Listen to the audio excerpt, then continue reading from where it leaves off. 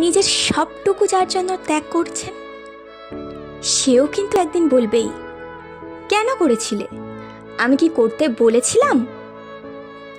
সমস্ত সমস্যায় তার পাশে থাকার পরেও একদিন শুনতে হবে, আমার সমস্যা আমি মিটিয়ে নিতে পারতাম, তুমি না থাকলেও চলতো।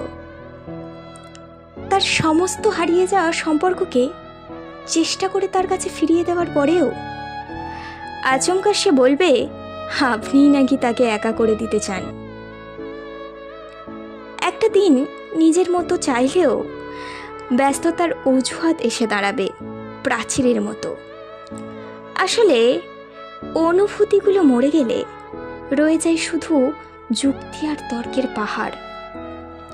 তখন কথার পিঠে কথা বসে, কে ভুল কে ঠিক তার লড়াই চলে, কারণ সেই বিশেষ অনুভূতিগুলো তখন মৃত।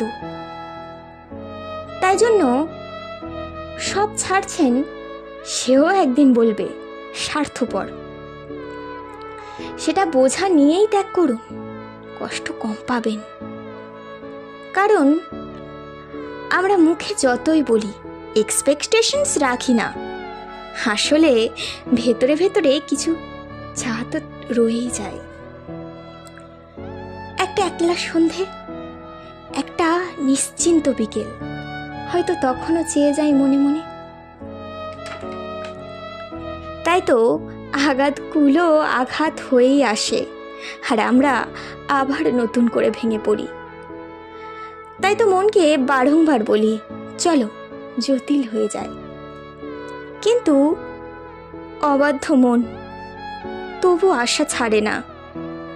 আশা থাকলে আশা ভঙ্গও থাকবে নিশ্চিত। জীবনটা ঠিক পাহাড়ের পাখির মতো, অসম্ভব রহস্যময়।